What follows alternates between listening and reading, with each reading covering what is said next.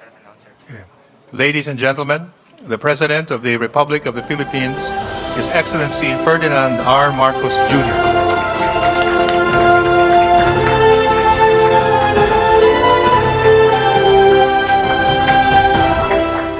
Thank you. And at least I can say good evening and not good morning anymore. Please sit down. I'd like to greet the cabinet members that are here, the members of the business delegation, members of the media, ladies and gentlemen, good evening. Well, I'm pleased to be back in Manila after what was a very productive ASEAN-EU Business Summit and Commemorative Summit in Brussels, Belgium. Yesterday, during the commemorative summit, we had fruitful discussions with ASEAN and EU member states leaders.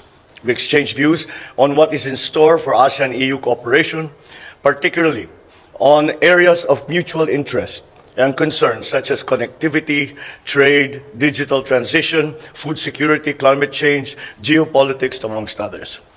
I was honored to deliver one of the opening remarks during the commemorative summit, in which I was proud to note the recent milestones in ASEAN-EU relations under the Philippines coordinatorship, the adoption of the ASEAN-EU Plan of Action for 2023 to 2027, and the successful conclusion of the first ever summit between ASEAN and EU leaders.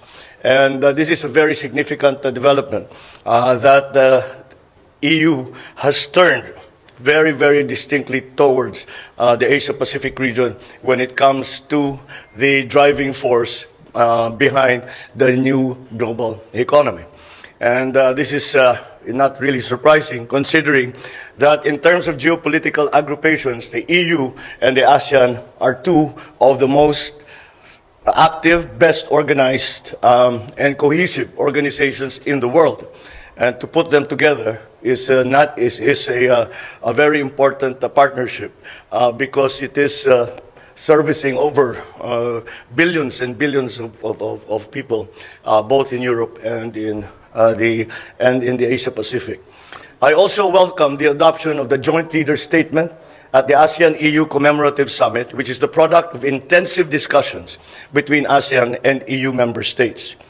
At the 10th ASEAN-EU Business Summit, I shared the Philippines' perspective on deepening ASEAN-EU trade through efforts in sustainable development, which is the theme of the Business Summit spearheaded by the ASEAN-EU Business Council. The ASEAN-EU Business Council has a pivotal role to play in advancing ASEAN's regional economic integration and post-pandemic economic recovery efforts.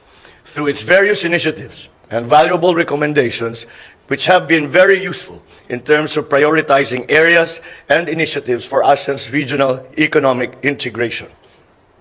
I also met with several business leaders from different European companies through the week, all of them committed to be part of our development and our economic growth, particularly in renewable energy, infrastructure, food security, climate change initiatives.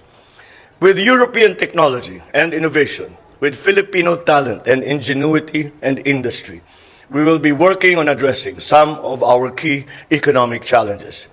I am happy to be able to announce that I have met with various leading ship owners all over Europe, and we were able to get their commitment to help our country hurdle some of the challenges in our seafarers' EMSA accreditation through the creation of an advisory council composed of our concerned government agencies, international and local ship owners, and other stakeholders. Beyond that, I was able to meet with the EU Commission President, President Ursula von der Leyen, who is actually in charge of it is the Commission, it's not the EU. They are the ones who actually are the ones who provide that accreditation. So I explained to her what we have done, that we have this new advisory council, and she made a promise that that the Commission itself would provide technical help to us so that within the 3 months, we have a 3-month deadline, within the 3 months, that we will be able to remedy all of the deficiencies that EMSA has been pointing out, and hopefully we finally solve this problem. I'm also looking forward to share more good news in the next few months that reaffirms the optimism with which how international investors view the Philippines today. Once again, as part of the Asia-Pacific region, we are seen still as coming back to our role as the driver of the global economy. And the Philippines is very much part of that. And we are considered as an investment by the Europeans. This is what they told me, that we are considered by the Europeans as number 2 in terms of investor attractiveness, next to Vietnam. So we are doing all right, but of course there's room to grow.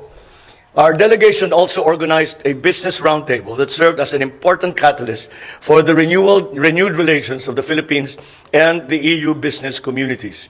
I was joined by the economic managers and other cabinet members where I announced our recent game-changing laws that aim to transform our business environment significantly in favor of investors and support for inward foreign direct investments. I'm also pleased to announce that European business confidence in the Philippines is high, as evidenced by the expansion plans of European companies that we met in the sectors of fast-moving consumer goods, in shipbuilding, renewable energy, and green metals.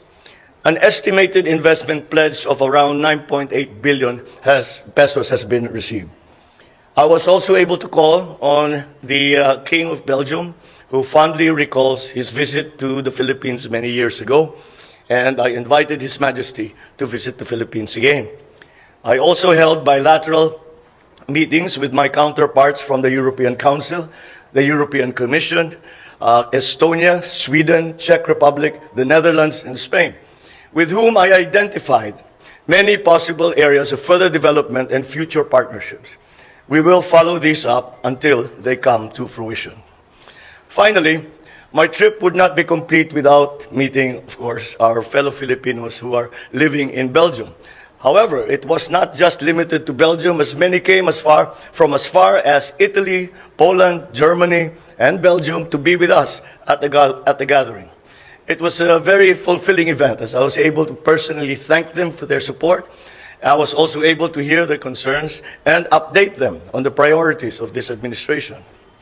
As a final note, I am delighted that my first visit to Europe, in Brussels in particular, which has the seals of the European Commission, the Council of the European Union, and the European Council, is a successful one. And I can see how the outcomes of this visit will generate opportunities for the benefit of the Filipino people. Ang naging downside lang ay nakakahiya yung presidente niyo dahil nung nagsasalita ako, papayak-payak ako na gano'n. Pero naintindihan naman daw nila, sabi ko nang sorry na lang dahil yung mga winter ninyo hindi bagay sa Pilipino yan. Kaya ako nagkaganto. But anyway, besides that, I feel that we have laid much groundwork on which fertile groundwork on which we can plant the seeds of these new partnerships that we have spoken about with our friends and our partners in Europe.